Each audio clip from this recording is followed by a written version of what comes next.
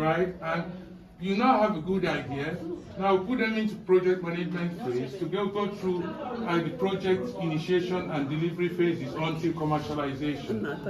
And then when we get to a certain stage where we think, okay, this product is really good to go, the ideation and the statement phase are also part of the registration and the legalization of the businesses based on maturity of the product. So entrepreneurs are risk takers. That's who they are. I mean, not just anyhow risk. And this is why we need to formalize these processes in order to understand that we're moving on the right path. So entrepreneurship is the act of creating, managing, and scaling a business to generate profit while taking on financial risk. We don't just start taking risks. We don't just start enterprising on any issues or anything that comes up. We need to make sure that these formulated ideas can work for us. How do we do that? There are many ways we can do that. There's something we're working on today. It's called the 17 SDG goals. The United Nations United Nations Sustainable Development Goals. So most of the new ideas you craft should start from this point. This is where we want to be in 2030, right? There are key areas, if you look at here, there are key areas which we are trying to work on. No poverty, zero hunger, right? So if you're thinking about new ideas, trying to start a business, look at those areas: good health and well-being. There are many businesses that can be generated around good health and well-being. Money-making industry. Quality education. There are a lot of online courses, online training schools that are making money.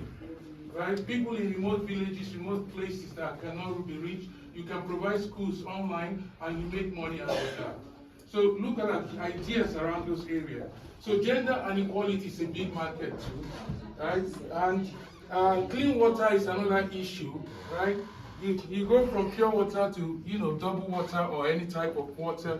Clean and affordable water is very important. So we look at clean energy. This is a big area. Solar, wind, renewable energy is a big business area. So any technology, any idea around those areas, it's a decent business. So there are many. I'm not going to go through all of them here, but it's just to give you a clear idea of what is trending.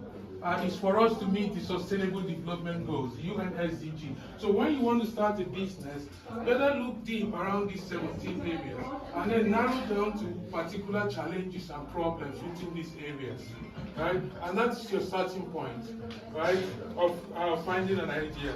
So if you look at it, there's a link between creativity, innovation, and entrepreneurship, like I earlier said. Generating idea at initial stages, and then linking them with innovative, technology, and then entrepreneurship, commercializing the products. So how do we do that? Set up, like I told you, don't start from introduction when you write a project. Start from introduction is the last chapter. It's still your chapter 1, but it's the last chapter you write.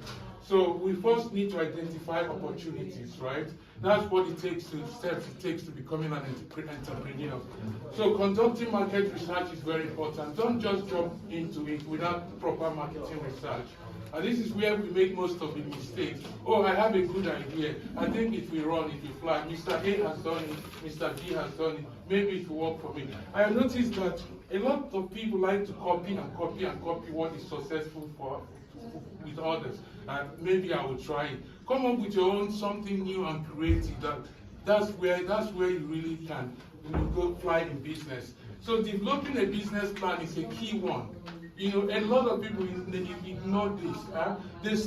They get a startup. This is a new idea. I like it. This is what we should do. You get a couple of friends or 1 or 2 friends. So let's get started. No, you need a proper business plan. A business plan that gives you the value proposition, where you define the value proposition of your product, right? This is where you do the financial analysis, your competitors, check your competitors, what's your future market, it's like the Bible of your business. You need a business plan. Even while your business is growing, you still need a business plan. You still need to look up in your business plan to see how you're doing.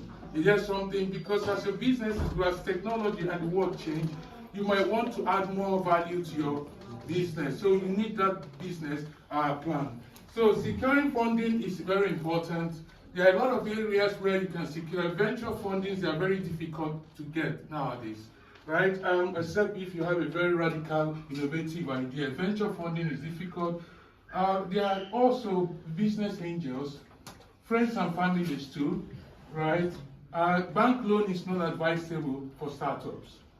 It's not advisable. Don't ever do it. The interest rates are very high.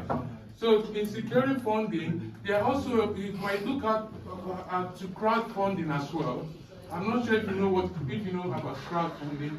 You can crowdfund your idea on the internet. There are many crowdfunding platforms out there. So building a team, or you can start small. Later I'll talk about MVP. You can start small. Start small product, test the ideas, get attention, and so on. So you can start, again, establishing a legal framework. As you move forward, it is time you might start thinking about, hey, how can I register this idea? Branding is another whole area of subject itself. Picking the right brand, formulating your idea, registering the legal framework is registration of the company, and then what else goes with it?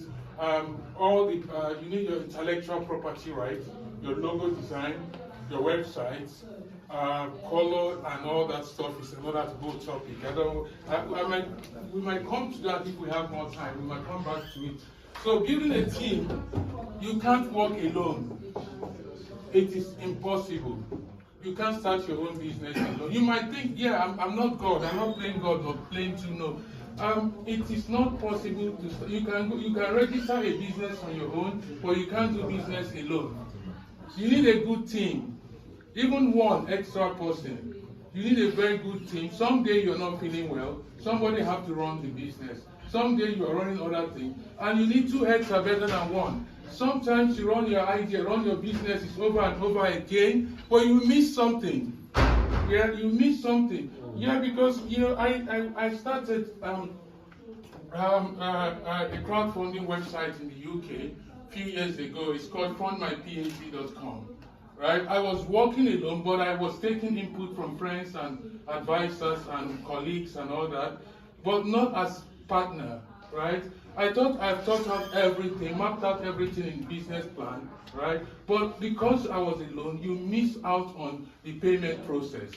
I thought PayPal could do everything, but that wasn't the reality at the end of the day. PayPal does only $2,000 for you for every crowdfunded individual. So it is always good to have a good partner who is intelligent, who is in line with you, and who has the same passion and share the same vision. And that's really helpful. And even the bigger the team, the better.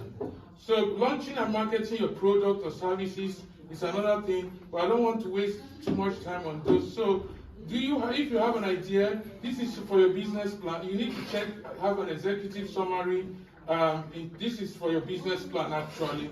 The table of content for your business plan, your executive summary, organizational, introduce your organization, do your market analysis, right? Proper market analysis is important. I'll tell you more about that later. Feasibility studies as well. Conduct a feasibility study and see how your product will thrive in the market.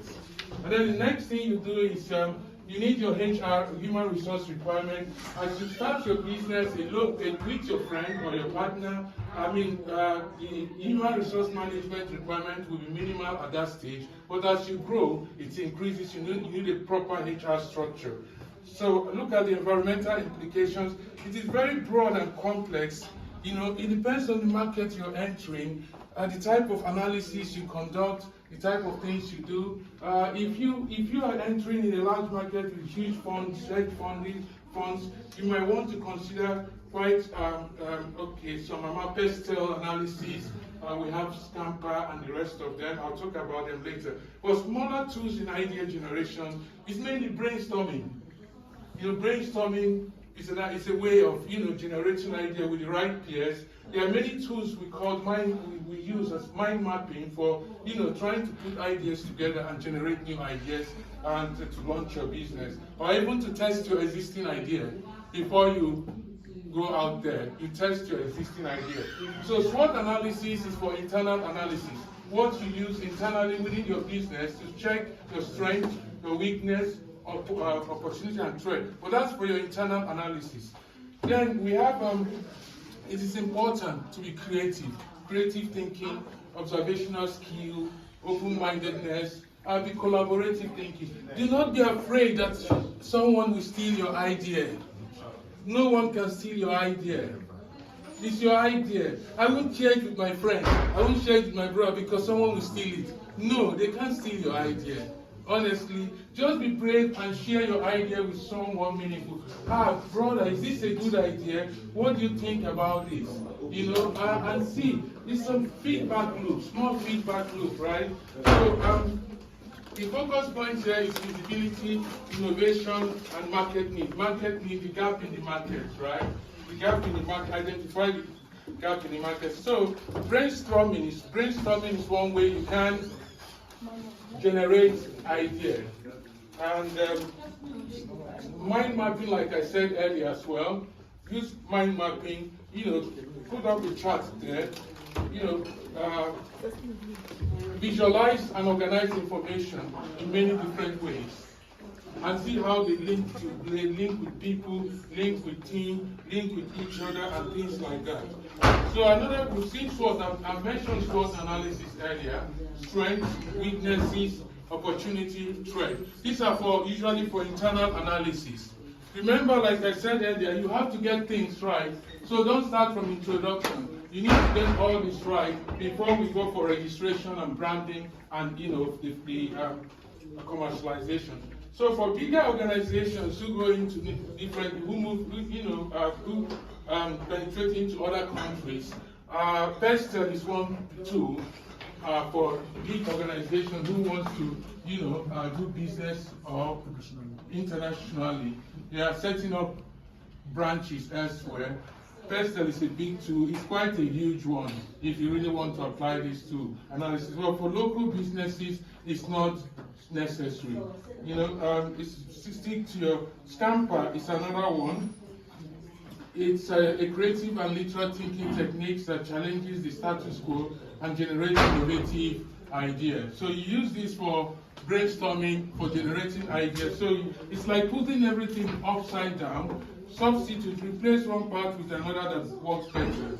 If this is your idea, the light bulb is your idea. What is not the light bulb?